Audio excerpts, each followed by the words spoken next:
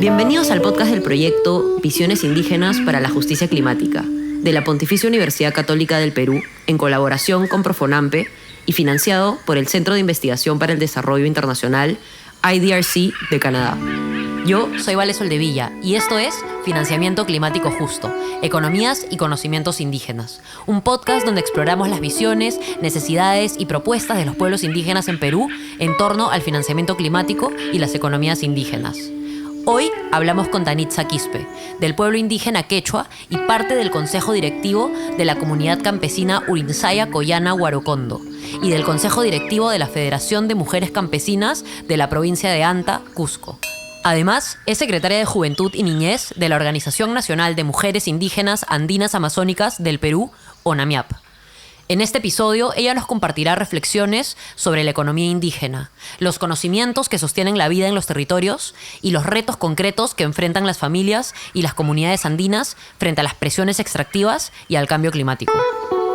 Desde los pueblos indígenas andinos, la mirada de la economía indígena siempre ha sido, respetando la cosmovisión, ¿no? La cosmovisión de nuestros sapos, de nuestros ancestros que nos han enseñado, ¿no? El respeto a la Pachamama. Y todo ello tiene un proceso, un conocimiento tradicional que los jóvenes también continuamos con esa práctica ancestral. La diferencia con la economía actual es que todo es monetarizado, a diferencia de lo que ocurre en la economía indígena, ¿no? Que el trabajo es colectivo, recíproco y digamos que el medio de pago no es necesariamente monetario, sino es a través del trabajo recíproco, ¿no? Y lo bonito de la economía indígena en las comunidades aún vivas es que practicamos el AINI, ¿no? El AINI, la ayuda recíproca entre comuneros, comuneras. Danitza parte con una afirmación importante.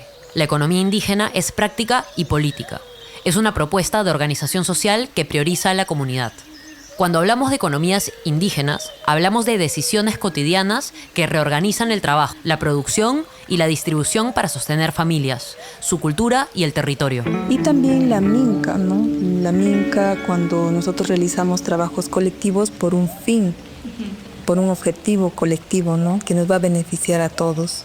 En la comunidad Urinsaya Coyana, por ejemplo, aún mantenemos el trabajo de las faenas, donde todos los comuneras participan activamente, por ejemplo, ¿no? En el tema de la reforestación con plantas nativas. Las organizaciones indígenas tenemos muy claro que nuestro horizonte es defender a la madre naturaleza, Pachamama, territorio, ¿no? De forma integral. No solo hablamos del suelo, sino hablamos del territorio integral, ¿no? Sobre todo garantizando el derecho fundamental que es la consulta previa, libre e informada, que es un derecho fundamental y fuente para garantizar los otros derechos, ¿no? Yo he visto en estos espacios, desde mi experiencia, las 8 organizaciones nacionales que existen en el país, que tienen sus bases en las regiones, siempre han exigido que estas políticas pues tengan, sobre todo garanticen, ¿no? El derecho a la consulta previa. Este derecho pues ayuda bastante a conservar, a cuidar nuestro territorio. No se trata de solo aprobar, y es más, también hay una ley de consulta previa. Las organizaciones indígenas, tanto nacionales como regionales, se están fortaleciendo para garantizar el reconocimiento de sus territorios, conocimientos y prácticas. Por ejemplo, yo en estos espacios he aprendido bastante a valorar y revalorar los conocimientos, las prácticas de mis ancestros, porque soy consciente y desde ONAMIAP siempre hemos reflexionado también que aquí hay un problema, ¿no? La educación colonial que recibimos. Nunca nos hablan de nuestros antepasados. Y es más, hablamos de la economía indígena. Tú ya no puedes regresar a casa y ser un campesino más, ¿no? Entonces, en la realidad de ahora es que en las comunidades también ya no hay población joven. Todos los jóvenes están migrando en busca de mejores oportunidades, entre comillas, ¿no? La economía indígena mira al futuro colectivo. Aquí no se prioriza el precio inmediato ni la extracción máxima, sino la continuidad, que haya semilla, alimento y salud para el día de mañana. Es importante que sigan llegando fondos o proyectos al territorio y que la comunidad participe y decida cómo integrarlos. Nosotras no estamos en contra del desarrollo, pero sin embargo sí somos conscientes que tenemos que cuidar el territorio, ¿no? Y por ello es que sentimos que estos financiamientos, cuando vienen acompañados de organizaciones indígenas originarias, pues llevan nuestra demanda, ¿no? Y como vuelvo a decir, no es que sea trabajado de forma centralizada, sino que siempre también los espacios de capacitación han sido desde el nivel comunal, distrital, y eso es importante. Danitza hace referencia a los financiamientos como el que ha recibido la Organización Nacional de Mujeres Indígenas Andinas Amazónicas del Perú para financiar sus prácticas de siembra y cosecha de agua. Entonces, por ejemplo, nuestros ancestros siempre nos han enseñado lo que es cómo conservar el agua para temporadas cuando no hay agua, pues, ¿no? Para garantizar la agricultura. Y a lo que llamamos, digamos, la siembra y cosecha de agua. La siembra, por ejemplo, es cuando hacemos ese esfuerzo, ¿no? De reforestar con plantas nativas y conservar el agua. Y la cosecha es cuando nosotros ahora, por ejemplo, nuestra principal demanda de las comunidades, conservar esas aguas a través de las cochas, ¿no? Por eso tal vez nuestra principal demanda es eso, ¿no? Sí, desde la Organización Nacional de Mujeres Indígenas Andinas Amazónicas del Perú, ONAMIA, se ha tratado de gestionar estos fondos y actualmente los beneficiados, digamos, son la región de Ayacucho y Junín. Y el año pasado, y entre este año también la provincia de Anta, donde yo vivo, ¿no? Entonces, y los de la comunidad están pues bien felices porque estos apoyos vienen de estas instituciones, ¿no? Digamos externas, cuando es responsabilidad directa de nuestras autoridades locales, provinciales, regionales, ¿no? De hecho, nosotros en los presupuestos participativos siempre hemos exigido, ¿no? Que nuestras autoridades prioricen. Yo creo que quienes han estado acompañando directamente a solucionar este problema a las comunidades, en resolver esta demanda que exigimos desde muchos años, han sido estas instituciones, ¿no? Y por otro lado, por supuesto, también es el aporte propio de las comunidades, que hacemos el esfuerzo, ¿no? A través de nuestras cuotas. Y también hay jóvenes que ya son profesionales, de alguna manera también aportan, ¿no? A la comunidad y todo ello ha hecho posible para que pues esto se haga realidad.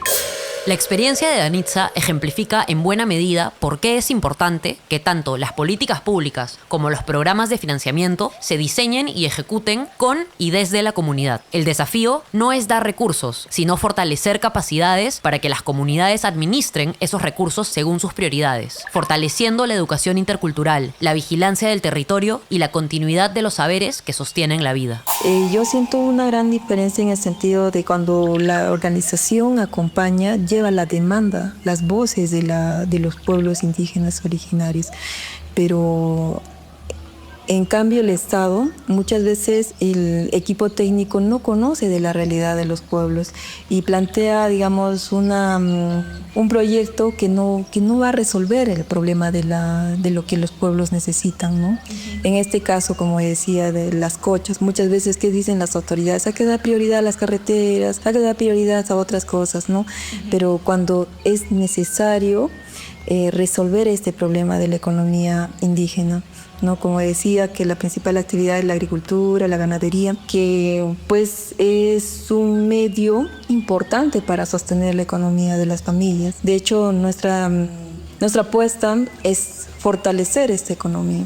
Entonces, hemos visto que la economía no solo se trata pues de qué cosa vamos a comer, sino también se trata de cuidar el territorio, porque somos conscientes que nosotros vivimos de ella.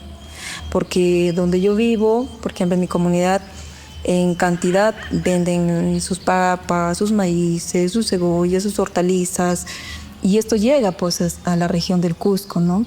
Entonces, por tanto, yo creo que para asegurar la soberanía alimentaria, pues, y sobre todo para garantizar la calidad de alimento, pues hay que apostar, ¿no? Por resolver este tema frente a esta crisis climática que es la escasez del agua, también la conservación de nuestra cultura.